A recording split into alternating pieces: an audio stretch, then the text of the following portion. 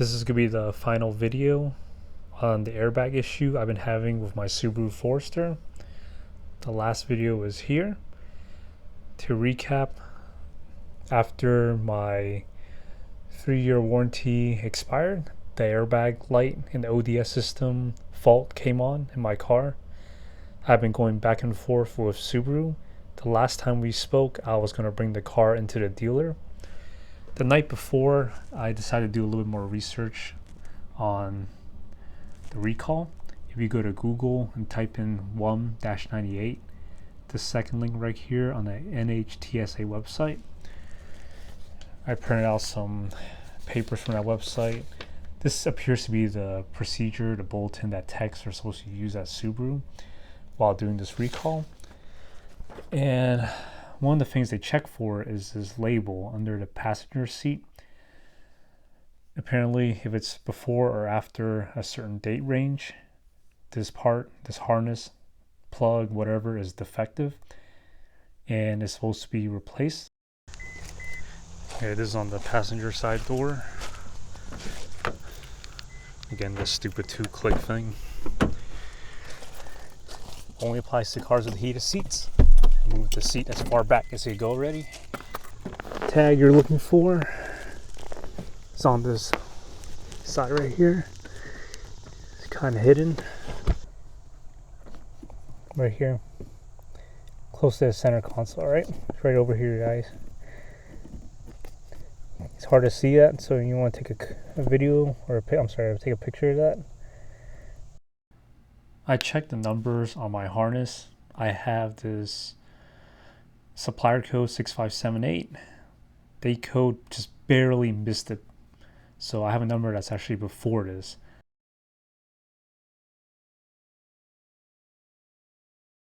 So it turns out that I do have one of the harnesses that are defective, for lack of a better word. I'll stop right now and say that if you have a 2018, I would go outside and check it now. Reason being is depending when you bought your car, it's 2021 now, and as I mentioned earlier, I missed my 3-year warranty by 3 weeks because this issue decided to manifest itself right after that expired. This channel is about helping people out. I definitely don't want anyone going through the same thing I did. So ideally, if you at least know that you have one of these bad production units, at least you can keep an eye on this so that when it does crop up, hopefully you can bring it to a dealer and get it taken care of ASAP. This only applies to the cars with heated front seats like mine. I will go into this more later, but part of the repair depends on what the codes bring up and so forth, but the seat cushion might have to be replaced, or the harness, or both. I brought the car into Subaru on Saturday. They did diagnostics. Paid $165.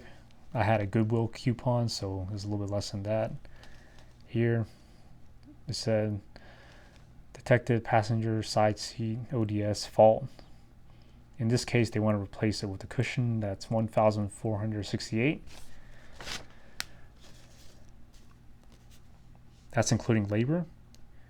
The part number is here for the cushion assembly, 64139SG002VH. If you look at that up here, that is indeed the lower seat cushion.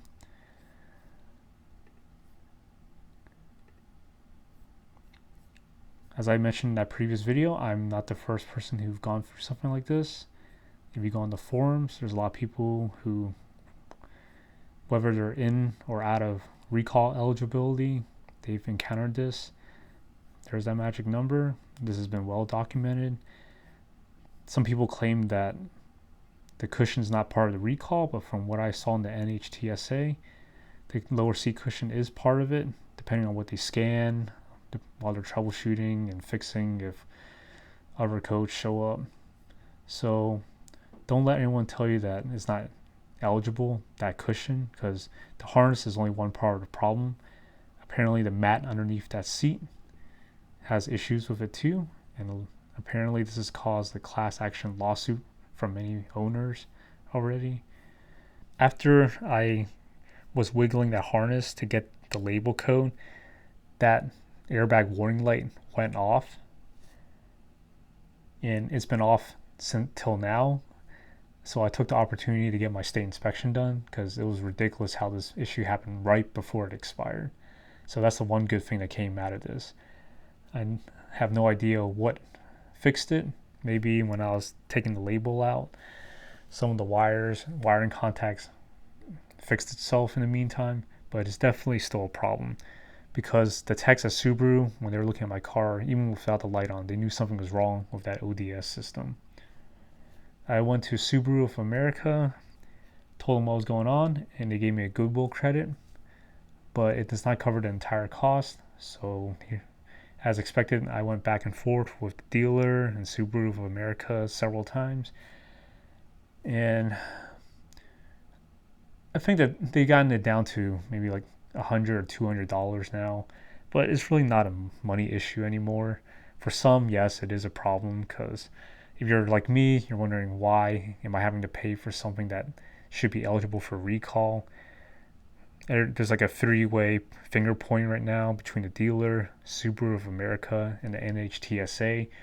According to Subaru of America, the VINs that are eligible are managed by the NHTSA, so they claim that maybe my car was just barely outside the production range. Just know that if you do pay for the recall, if they do add my car VIN in the future to the list, they mentioned I could get a refund for whatever I paid to get this repair done. So, quick recap of everything. Again, I'm going to focus on the 2018 models because if you have a 2014, well, not 2014, it started with 2015, this issue at least. If you have 2015, 16, 17, though, you're likely well past any warranty by now. But again, right now it's 2021, so if you bought a 2018 model late in that year, you might want to keep an eye on this. In my case, those 2-3 weeks really screwed me over in terms of having to pay something out of pocket, because I'm pretty confident that if I had fit within that 3-year window, I wouldn't be having this conversation with you guys right now. So just keep an eye on that. Again, it only applies to people with heated seats. Honestly, I'm not too happy about this right now. One of the service reps I talked to, I even asked them if they were in my shoes, exact same situation, give me 3 good reasons why they should pay for this kind of repair. And he couldn't answer it, and that's fine. I'm not going to put that conversation here. I'm not trying to ruin anyone's life, but I'm going to defer that to you. YouTubers, I want your opinion.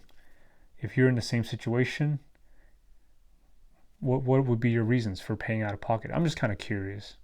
Again, I don't want to sound like I know it all or I'm ungrateful, but to be honest, I'm not too satisfied with the outcome of this. And I think I've decided this is going to be the last Subaru I own. This has left a pretty sour taste for me. For those who have gone through this issue, hopefully you got it resolved. From what I've seen on the forums again, most people were able to get a full credit for this, even out of warranty. I was not able to. I got pretty close. But again, this is the last video. It's not exactly the best news I wanted to share, but hope this helped someone out today. If you have any questions or can provide any feedback to help others, please leave it in the comments below. Once again, I appreciate you guys watching this and have a good day.